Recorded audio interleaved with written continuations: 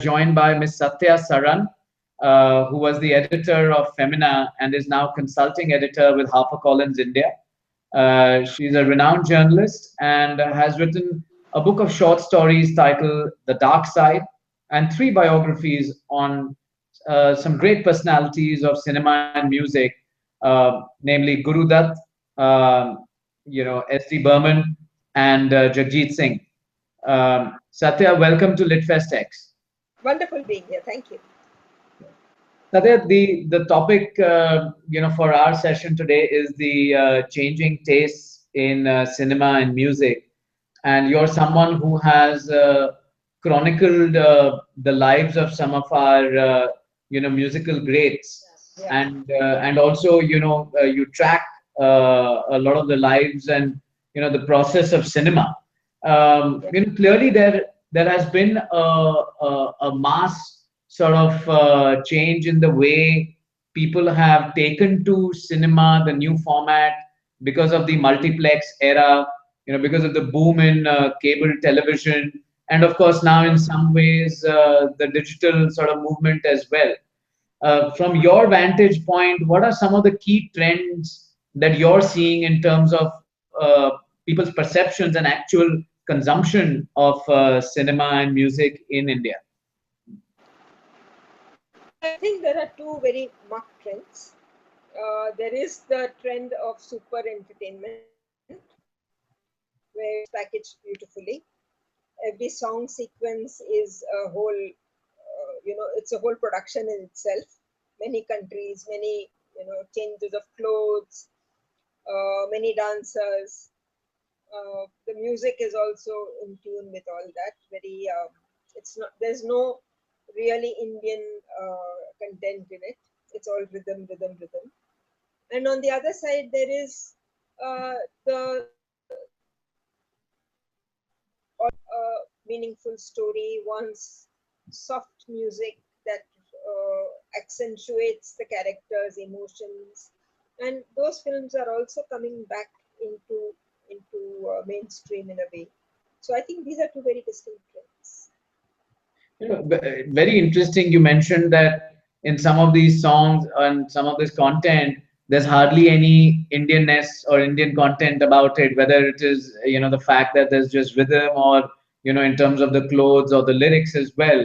So are we then seeing a time where there's a lot of Western influence on Indian content and the public really is appreciating that influence? I don't know whether it's a Western influence. It's a packaging. It's a marketing influence, because when you are open to viewing a lot of high gloss packaging in magazines, in television, in serials, in over Star and over the international television channels, then film cannot be behind. So they are trying to match that. So the heroines, of course, all are size zero now, so they wear Western clothes happily, nothing wrong in that. And therefore, if you're wearing Western clothes, you're not going to say, "Oh, mere kanhaiya," they have to sing something that works with those clothes. So I think it's all one thing leads to another, and rhythm is very important because everybody uses them in the discos to dance, in the parties to dance. So the songs become popular that way, and they work on the popularity. So a lot of the content then is being created not for the consumption as it is meant for, but like you mentioned, but for future consumption to aid further popularizing that content. Right, because the you watch a movie, you forget it, and today's songs, unfortunately, are not always hummable or even memorable. So the best way to make money for the song label or the production house is to make sure the song is can be adapted to a color tune, can be played at a video, at a disc or a party, and continues to remain in the public eye till the next song comes. Right. There's also this entire movement also on the alternative side where you've seen maybe small budget movies, but clearly very critically acclaimed, Yeah. and giving rise to this alternative cinema, which is not mainstream Bollywood, which is not maybe as conforming to norms of saying that, how do we ensure that there's a popular song, how do we ensure that there are 20 dress changes and 5 location changes in one 3-minute song. And do you see that as a force which is really going to catch on, or do you think that big money, big production, big studios, big marketing budgets simply keep this alternative cinema really as just alternative and really just on the fringe then? No, I don't think it will remain on the fringe because there are all kinds of people.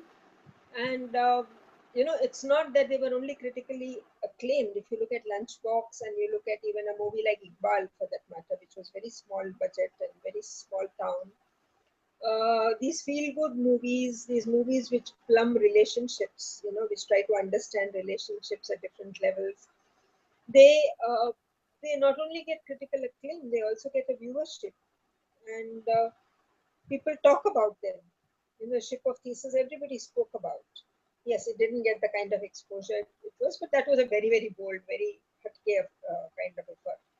I don't think they'll remain marginalized or on the fringe. I think they will have a growing audience. May not be as many as big numbers as go to see Salman Khan in the first week, but definitely yes, a meaningful thinking audience, and there are plenty of those in this country, will see those movies and their numbers will grow. Right. What are you seeing as some of the key areas in music?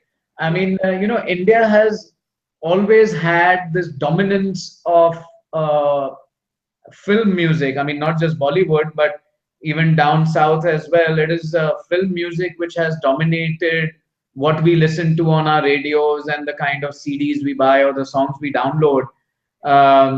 We've not seen the emergence of stars, whether it is singers or composers who have got huge popularity on the basis of their material which was non-film. yeah. I think uh, part of the reason for this is the way songs are recorded today. Earlier, there was a kind of a family feeling where between singers and orchestra and the music directors who created the songs, the lyric writers, everybody sat together, everybody worked at it, they put in all that they had, they tried to create something different. Rehearsals happened together. So there was a feeling of kinship, a feeling of ownership that happened. Now each one comes on one track, they sing, they have no understanding of what else has happened, or whether it was the first attempt that became successful, or the 15th attempt, or the 100th attempt. They just go, they sing, they take a couple of takes, the final take is left, and somebody else comes and does another track. So there is feeling, but there is also a lack of what shall I say, a cohesiveness. So the music is take it or leave it. I think that is one of the reasons no great star has come forward, because there has to be a relationship between a music director and a singer for it for him to be understand what the singer is capable of. How do you push the envelope? How do you bring the best out? I was reading just today an article about how SD Burman trained Muhammad Rafi to sing non-Punjabi sounding songs so that he could use him in, say, Kala Pani, or in a number that was soft in Pyasa. So that kind of thing doesn't happen anymore. And if that doesn't happen, the singer has done her job or his job, taken his paycheck and gone. That's it, finished. So you're not seeing that sort of enduring relationship where Correct. whether composers or singers or lyricists were working together to Yeah. ensure that the overall quality, the overall standard of music was going higher and higher. And it was in the soul, those songs. I mean, even children sometimes, and even the remixes are more popular than the new songs. And if you look at when a song is played from the 60s and 70s, you will find even a child listening. and that's because so much was invested in the song. And when a lot of work and a lot of emotion goes into something, it becomes meaningful, it becomes beautiful, it becomes enduring. And in terms of the consumption of the music and cinema in the country today, what are some of the key influences which you think are changing people's consumption patterns and the tastes really?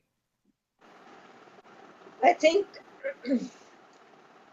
I think what we are doing just now, the entire technology, because it's all 5 minute ka, the SMS. So everything is jhatpat. Every emotion is fleeting. The attention spans are much less. So there is no investment in emotion. There's no investment in emotion. You look at ads. What do ads tell you? Oh, you move on from one. I mean, if you look at Fast Track, which was a very successful ad campaign, it says, okay, keep moving, keep move on. Today's girlfriend is yesterday's girlfriend, and tomorrow's girl is today's girlfriend. Move on. Tomorrow's boyfriend is what you must look to, not the one you have today. So you are constantly saying the present is of no importance. Look to the future, keep moving. The competition at the bottom of the pyramid is so tough that keep moving is the mantra. And so there is no investment in a song. Today's song you say, ha, yeah, acha tha, ab dekhe agla kya. So that is I think one of the reasons, one of the major influences is this impatience with your life. People change jobs, people run in and out of marriages and relationships. People are constantly aspiring for one step higher. There's no contentment. There's no dwelling in yourself, understanding what you are. I'm sorry, I sound like some yesterday's sage, but no, I mean it, because if you stop to smell the flowers, you stop to hear the music. Right. When we're talking about some of these factors, clearly there's also this feeling amongst the youth as well, or the current generation, which is leading to this huge consumption boom in cinema and music, that not a lot of content is created for specific sections of viewers or listeners. So Correct. whilst there's a lot of technology available, but we don't find people experimenting enough to say that possibly there's a market for XYZ and I will create it. People are still being in their comfort zones to say that this is what's working and I will, just do more of it and do that better. I also think it's a fallacy. A lot of people tell me we are doing this because this is what the public wants. The public does not know what it wants. The public takes what it is given, and it doesn't know better. Because if you are the creative person, you are the filmmaker, you are the writer, you are the music director, if you can think out of the box, if you can get out of your comfort zone, you will find the public goes with you. I have been to an experiment in near Shimoga, which is very small place in Karnataka, where they showed really high profile drama, Tendulkar's drama and drama of other people of that caliber, to villagers, and they understood everything. I mean, they were semi literate, but they understood all the nuances we have always been able to understand. However highfalutin it may sound, finally the emotions are basic. Everybody understands anger, greed, love, envy, whatever it is, hate. And that's what good cinema and good music mines. So I think the problem is that people are, because money has become the god, people don't want to move out of their comfort zone, because suppose we take a chance and it fails, we've lost 100 crores, or we haven't hit the 100 crore club. So they just play safe, and they keep repeating a formula, saying this will get us our money. That's all that matters. Right. The like you mentioned, technology, and we need change in 5 minutes, so on and so forth. Do you see a lot of new content creators, both on cinema and music, using digital, to their advantage to reach out to these niche audiences or to experiment with their content? I think there is some stuff happening on YouTube, but I'm not really aware. I'm not a very technologically active person. I go up to Facebook and Twitter, and I of course watch a lot of films on YouTube, but I don't go beyond that. I don't. So I'm not really qualified to tell you if that is the way it Sure. is. Sure. You know, um, clearly, if one sees the evolution over the last, maybe 25, 30 years, and certainly, once multiplexes started dotting major parts of the country, we've seen a whole new type of cinema emerge. Our movies, which were 3 hours, usually have now, come down almost to global sort of durations. They are Right. shorter and, with intervals at the right time, so that you can go out and spend money on popcorns and whatever else it is that, the multiplex owner wants you to buy. But do you see that in a strong way going forward will influence the way we consume our movies? Or do you see that creators will have to find different ways to tell their stories? I think it's a good thing when you have a small slot for a film. You are able to tell a very nice, crisp story. So the short story can be converted into a film very easily. You don't have to look for a long script or take a huge novel and wonder how to, bring it down. I mean, it's not a Sahib Bibi Gulam story where you take this huge novel and boil it and extract what you want from it to make a coherent narrative. You can do movies without songs. You can do movies where the songs are in the background and blend into the narrative. There's a lot of scope for experimentation because your whole canvas is taut and you know where to put what. It needs a good director to use that. It Right, needs a brave director to use right. When you mentioned like it requires a good or a great director to be able to do this, shifting gears a little, clearly in India and I mean other parts of the world as well, the cinema industry has been known to hone talent on the job. So whilst now there is again in India a trend where people are consciously taking direction as a career choice and going for professional courses and then joining other directors as assistant assistants or assistant directors, so on and so forth. uh, what is the overall landscape according to you when you're saying that, okay, are we going to see this barrage of phenomenally talented people who are spending time in the industry, doing time for years and years and years to be able to produce some masterpieces? Or is it more about people saying, this is a great career choice, I want to spend my time there and I just want to make my money? that. I think both are true. A lot of people come in because they think being a director gets you fame, gets you name, gets you a lot of money. So they prefer to be assistant, move to second assistant, move to first assistant, then take on a film because you have by then built up a rapport with a production house, whatever.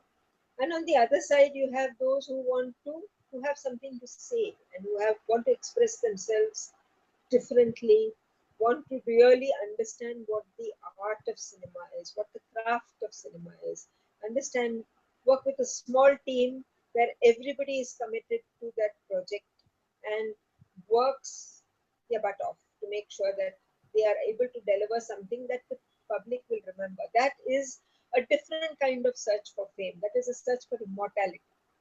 That is a search by the director or the person who thinks he wants to be a director to leave something behind that nobody will forget. That 20 years from now we will all talk about. So there Right, are different paths that any aspirant can take. right. At this point in time, Satya, we'll take probably a couple of questions from the folks who are viewing and who are tweeting. The question is going to show up on your screen, and I'm going to read it out to you as well, and then you can just respond. Okay. So let me take this one. There's the first question. It says the absence of content and substance is the root cause of degrading social standards. Is it the case? Absence of content and substance is the root cause. Oh gosh, that's a complicated question. I think it's the other way around. I think the absence of values that we hold dear nowadays, is the reason for the absence of content. If we had a strong value system in place today, then that forms the basis of stories, which where you have the values being challenged or upset, and what happens after that, and whether it's a good ending or a bad ending is for the person, the story writer or the director to decide. So I don't think it is the other way around. It is this way that we are now finding ourselves in a universe where the values have no value. Right. Well, very well put, Satya, that values have no value. Right. We'll take this one last question. I think it's alluding to your response to the previous one. So, isn't it a failure of society and creative think tanks both? And who shall take the responsibility to fix it? I think everybody must, each one of us has to take responsibility. If you don't go to watch a bad film, the film will fail. So automatically, then the producers will realize, oh, this doesn't work. Let's not do this. Let's try something different. When the angry young man came on the scene, everybody made angry young man films. But then one romantic film comes up, and everybody suddenly says, oh, this is something so different. There is room for variety. There is room for a lot of experimentation. We don't have to follow the same path. And I think each one of us is responsible as also viewer and listener for rejecting something that we think is not good enough, but we don't. Satya, you mentioned something very interesting that, if one was to sort of not watch bad films or which didn't have great content, then automatically people will stop making them.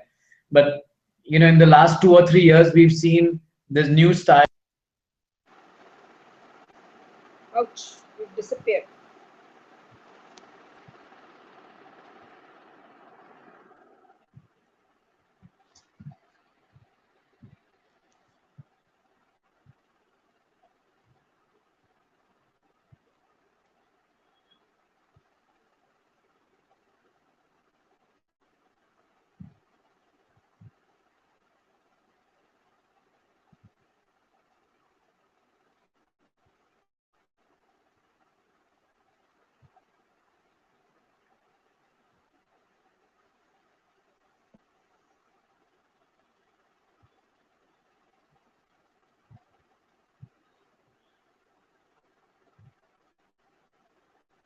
Right, went off air.